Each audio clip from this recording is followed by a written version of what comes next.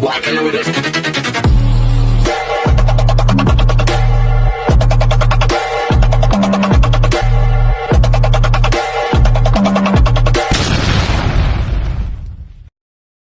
Hi everyone! Good evening! I'm back! It's your Mama Sam para dito sa Sam Sam TV. Kamusta naman kayo? Mga amigo, amiga, kumare at kumpare, sana lahat kayo ay okay na okay ngayong araw na to. Syempre ko ako naman ang tatanungin ninyo, eto medyo masama ang pakiramdam sa sobrang lamig ngayong araw na to dito sa Thailand. Ewan ko ba, ba't biglang lumamig ng ganyan? Nakakaloka. Ang sakit sa ulo nung lamig. Alam mo yun yung lamig na dry. Tapos, talagang pumapasok siya sa loob ng bahay. Nakasarado na yung ibang bintana namin. Pero parang nagbukas ka talaga ng aircon ng bonggang-bongga sa lamig. Yung tipong hindi mo kailangan magbukas ng aircon kasi para ka nang naka-aircon ng todo. So, ganong katindi yung lamig. Sabi nila, yung lamig daw sa China, ayan, natutunaw na at pupunta dito sa Thailand yung hangin. Ganon. Kaya malamig. So, kung malamig dito, kamusta naman sa China? Di ba? So, yun. So, hindi ako pwede doon kasi kalbo ako. Manalamigan ako ng bonggang-bongga. Eh, dito nga lang, parang pumapasok na yung lamig sa mga bunbunan ko, sa mga anit ko. Eh. Yung, alam mo yung parang uminom ka ng malamig na tubig na nagpiprills. Ganon. Ganong kasakit yung ulo ko ngayon. At eto na nga, syempre may chika tayo ngayon na ang pinag-uusapan kasi nung nakaraang araw, yung pagkuha ng Mexico bilang partnership nila dito or panibagong owner nga ng Miss Universe, di ba? JKN Legacy na siya. So, dalawa ang may-ari, si Mr. Raul at saka eto ngang si Kun An. So, nagsanib puwersa sila. Kasi nga, di ba si Kun An, nababankrupt pagkatapos, ayun, sinagip siya nito ni Legacy para umangat uli si Kun An. Kaya ang lola mo, winner na winner at nagmamaganda ng bonggang-bongga. Charot, so yun. So, love ko yan si Kun An kahit ganyan. Kasi kung iisipin mo, talagang iiduluhin mo siya sa sobrang ang talino ha, in fairness ha, talagang sa kabila ng mga matitindi niyang problema, naisip niya talaga yung mga ganitong bagay. At ayan, in fairness sa kanya, talagang maganda siyang example kung paano mo susolusyonan yung problema at kung paano mo patatakbuhin ng maigi yung buhay mo. So, ayun ang meron si Kun An. Pero yung ginagawa niya sa Miss Universe, ayun lang yung medyo na nakakaloka. Kung iisipin mo, parang hati eh. Ihangaan mo siya daw kung paano siya magsolusyon ng problema, may imbiyerna ka naman sa kanya doon sa nangyayari nga sa Miss Universe na parang ang gulo-gulo, na parang ano ba, di ba? Hindi na natapos-tapos ang mga issue dito. But anyway, so bago pa lang naman sila. So tingnan natin kung anong gagawin nilang eksena. At eto nga, syempre usap-usapan. Syempre after nung 2022, ang Mexico ay hindi na nakapalo sa semifinals ng Miss Universe. So sunod-sunod na taon yon, halos 3 taon, 2021, 2022, 2023. Kahit ang gaganda na ng mga pinapadala nila. And then sinasabi din na baka manalo ang Mexico sa Miss Universe.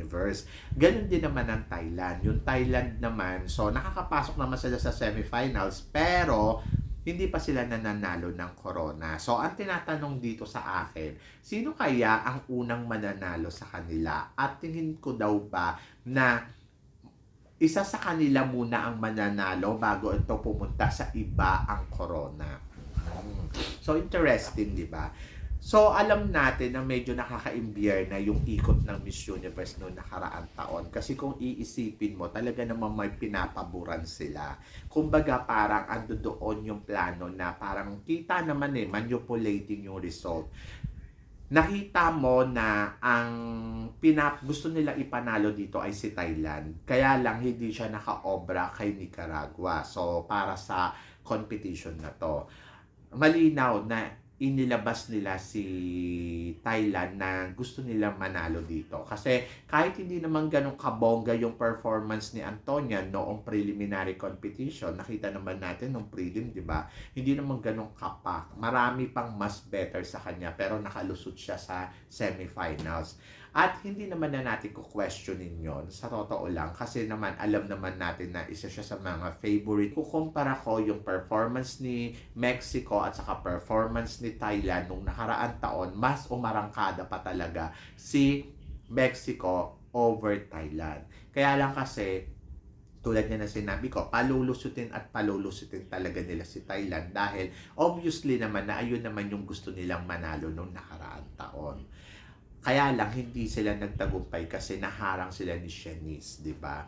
At sabi nga ganon, kailangan din nila talaga si Shanice kasi sa Mexico nga yung mga business ngayon. So, kailangan marunong talagang mag-Latin more than doon sa marunong magsalita ng English. Napansin din ninyo na ang babaw lang ng mga Q&A nung nakaraan taon at hindi ganun kalalim para siguro makasagot at mangibabaw talaga si Antonia kasi si Antonia kasi isa sa mga nakikita talaga nila na magaling pagdating dito sa communication skills. Bago pa sila makapili talaga ng ipapasok nila sa semifinals, nakita na nila kung sino ang mga magagaling dito pagdating sa communication skills, di ba? Kaya nga kung mapapansin mo, lahat ng mga kabugerang sumagot ay hanggang top 20 lang. Hindi na sila nakatungtong talaga sa top 10. Kung nakatungtong man sila sa top 10, parang inunti-unti na sila ma-chop-chop hanggang sa mapili na yung tama at kung sino talaga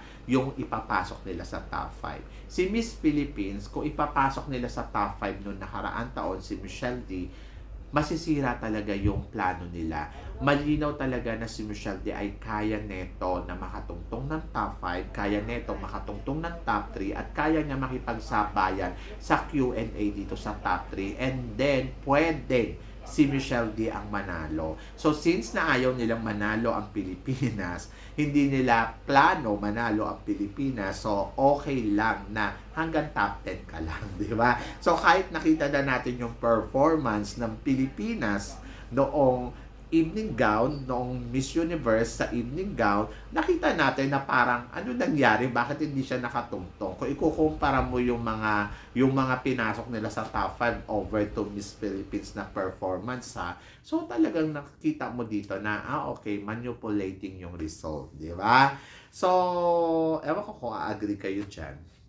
So, this year, hindi natin alam kung sino pa yung ipambabato ba ng Thailand or plano ba nila pa rin talaga manalo ang Thailand. So, hindi rin naman ako magtataka kung makakatungtong uli ng top 3 si Miss Thailand sa susunod na taon or etong taon na to. So, hindi rin ako magtataka kung makakalusot si Mexico, di ba? So, yon ang akin lang, siguro nandoon na mag-expect na tayo na etong mga bagong owner na to ay talaga naman ang intention din nila ay manalo yung mga bansa nila. So ito lang yung medyo unfair dito kasi ang Thailand ay isa sa mga owner at ang Mexico, so pwedeng manipulate talaga yung maging result sa susunod na Miss Universe. At pwede talaga na hindi nila i-priority si Philippines dyan. But sabi ko nga, sana, disclaimer din lang, sana ang mga maglalaban-laban ngayon na kandidata ay yung organization ay maging fair silang lahat. Kasi kung ganun yung gagawin nila, mawawala talaga yung quality talaga ng Miss Universe, yung prestigious na tinatawag, kung kaya nilang manipulating yung mga mananalo dito. Mag-expect na rin tayo na madalas ang mananalo ngayon dito ay puro Latinas, 'di ba? So parang feeling ko pananalunin muna si Thailand bago manalo si Philippines. So, yun nakikita ko. Pero na lang kung siguro pag nagpadala tayo ng kandidata ngayong taon na to na bonggang-bongga at tapos ipinanalo nila yan, ibig sabihin ay walang manipulating talaga sa Miss Universe. Kumbaga, best result talaga ang kinukuha nila. But kung hindi mananalo si Philippines tapos nagpadala tayo ng isang bonggang-bongga na kandidata na talaga nakita ng dalawang mata natin na umariba, so ibig sabihin nun, wag na tayong umasa. Charot. Kasi parang feeling ko, bago manalo si Philippines, kailangan manalo muna si Thailand at manalo uli si Mexico. And then sa kanila ibibigay ang corona sa Pilipinas. So parang kumbaga sa first choice, hindi tayo ang first choice. Parang feeling feeling ko, pwedeng second choice lang nila tayo, di ba? So, yun. So, pwedeng ganun ang mangyari, hindi natin alam. Kasi hindi nga natin alam kung ano ang takbo ng mga tauhan ngayon dito sa Miss Universe. Kasi hindi natin alam kung sino ba yung gusto nilang manalo. Kasi ang Thailand, sobrang tagal na rin sa totoo lang. Kung iisipin mo, deserve na rin naman talaga ng Thailand na manalo ngayong taon na to. Kaya parang feeling ko ipupush na nila yan ng bonggang-bongga. And then parang feeling ko din ang Mexico ay it's time to shine. Kasi syempre ang owner ng Miss Universe is from Mexico. Kung ipapanalo nila si Mexico, mas marami ang benefit na makukuha nila ngayon.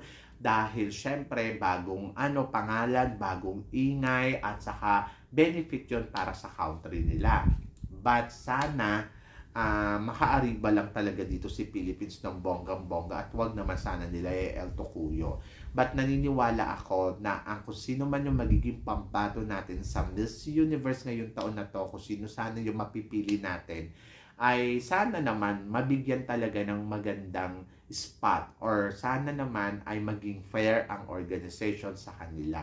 Kasi syempre, alam naman natin na ang Pilipinas ay hindi naman sila talaga basta-basta rin na nagpapatalo. Kaya sana ang akin ay fair talaga ang labanan. Ayun talaga ang gusto ko. Yung patas na laban.